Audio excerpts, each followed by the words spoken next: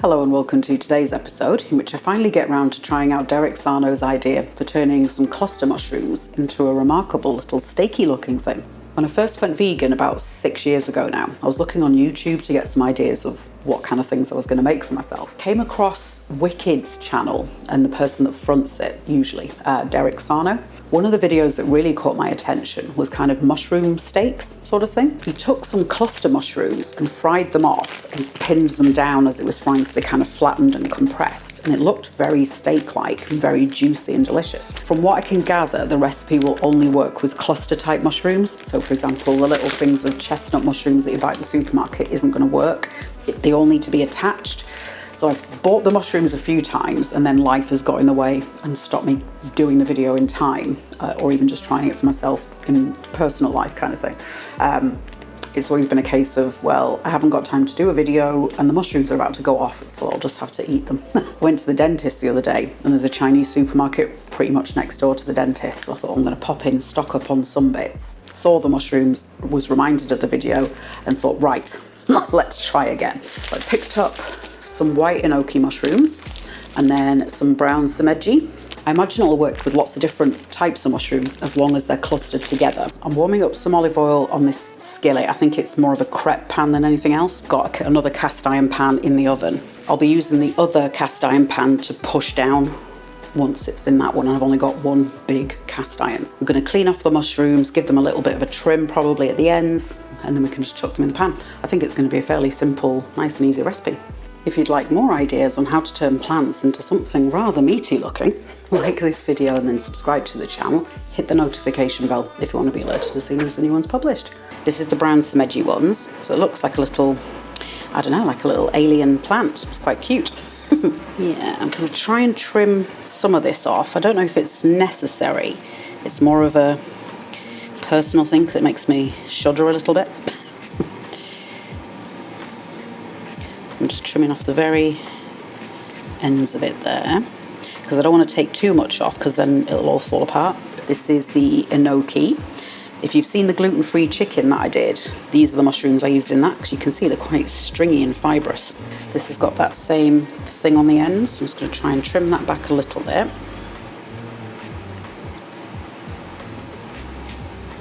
And then let's head over to the pan. So I'm going to pop my mushrooms on.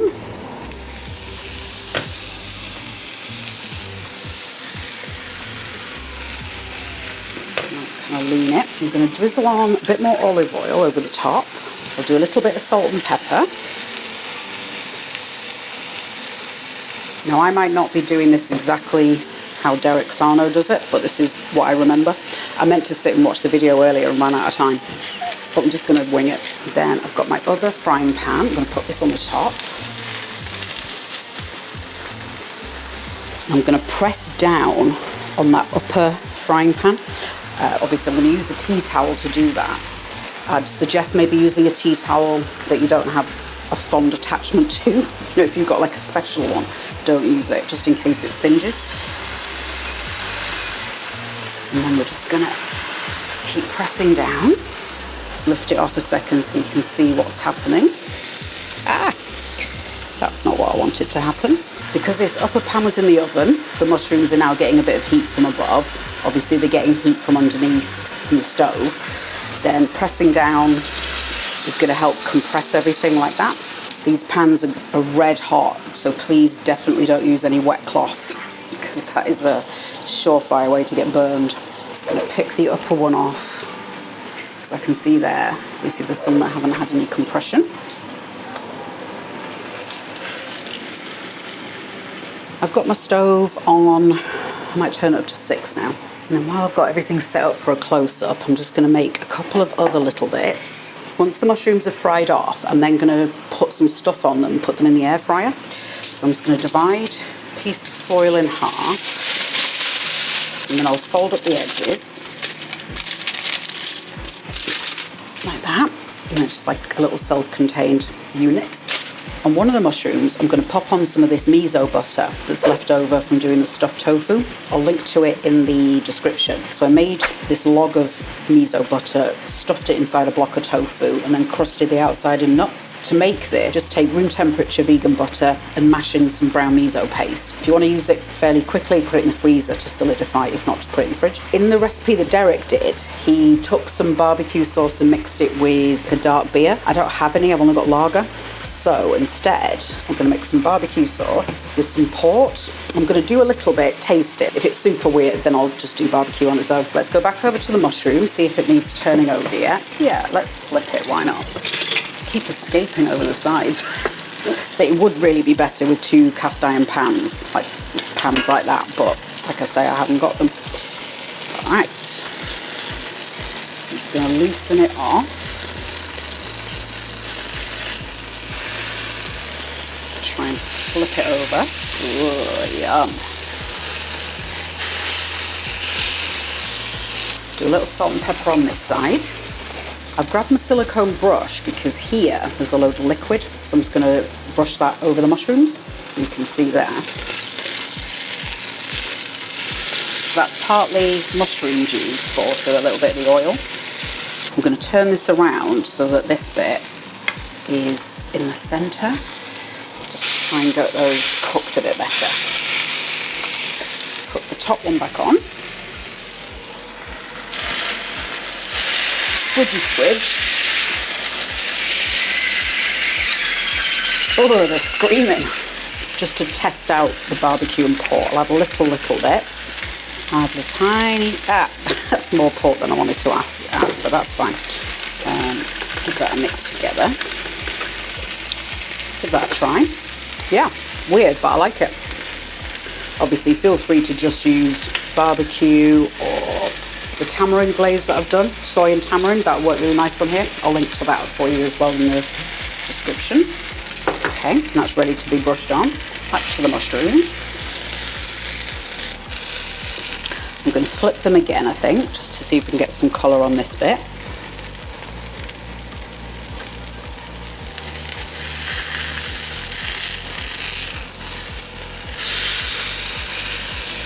Now that a lot of the juice has come out of the mushrooms, I'll probably flip them every couple of minutes. I don't think it needs too much longer. Yeah, I think that's probably a good place. So I'm going to cover them in the bits. Set my little foil trays in. So I'll pop the enoki ones in there. Now the miso butter, that's going to burn quite quickly. So I'm going to just do the barbecue ones first. I'll pop them in on their own. Paint on the barbecue pork mixture. Flip them over. I mean, this reminds me of the skirt steak, quite popular in Cuban cooking, I think. And then I've got a little bit of the marinade left, so I might put a tiny bit more on later. So I'm going to put this in at 170, I think, because barbecue sauce is quite sweet. Any higher, it can burn quite easily. Put it in at 170 for 5 minutes, and I might have a look after 3, something like that. So this is the mushroom that had like 2 minutes at 170, and then I put it up to 180. So I'm going to flip this one over.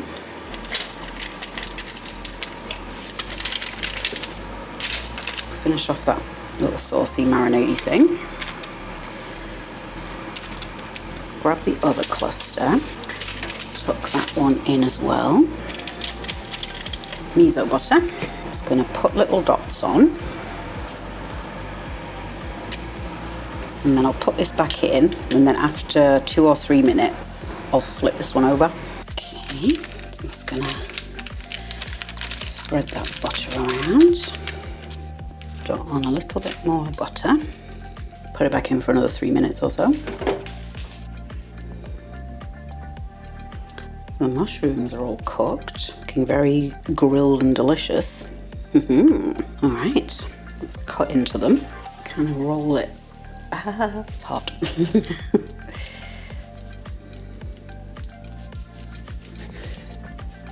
Yum. Okay.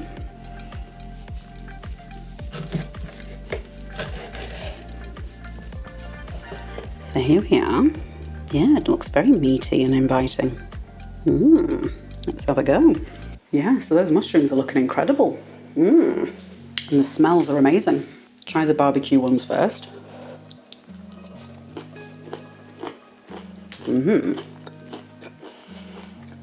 Oh, there's lots of amazing little textures in there. The mushrooms on the top and bottom that were in contact with the pans, they've got a nice bit of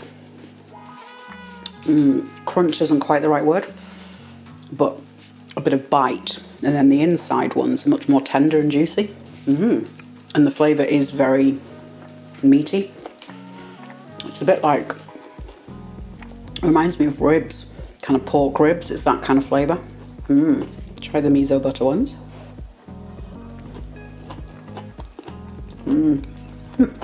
Ooh. Yeah, again, some of them have got a nice bit of, I can't think what the word is, not quite crunch, but yeah, some toothsome bite to it.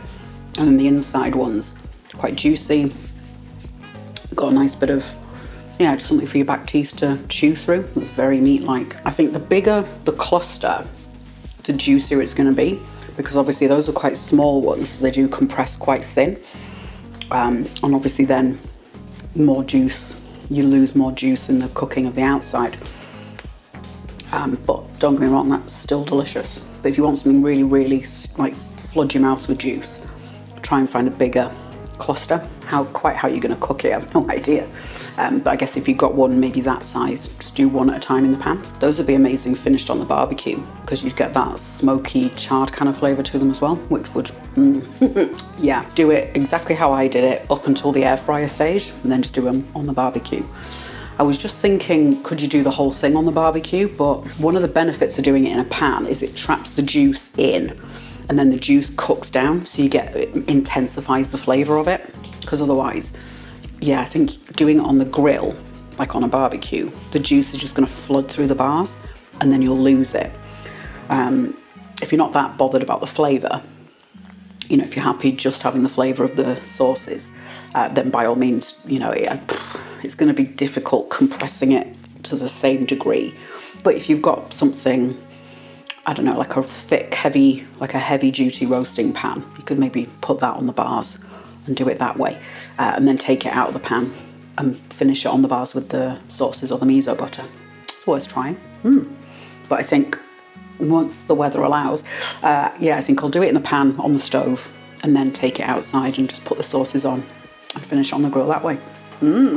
Well, thank you very much to Derek Sarno for posting this idea on YouTube, because that's definitely going to be made again. I want to say a huge thank you to my patrons who paid for the ingredients for this video and all of my videos. Without their help, I don't know if I'd honestly be able to keep the channel afloat, because ingredients are expensive. Everything is expensive at the moment. Yeah, so if you've enjoyed the content, feel like you've learned something, or if you've just enjoyed being entertained for a little while, I'll leave the link down below for you. Financial support, you know, it does really help creators, and it's also nice to have that bit of community. If you want more plant-based ideas that are a joy for your tongue and a delight for your teeth, like this video and subscribe to the channel. Tap the bell icon if you want to be alerted as soon as a new one's published. While you're waiting for next week's, have a look at this.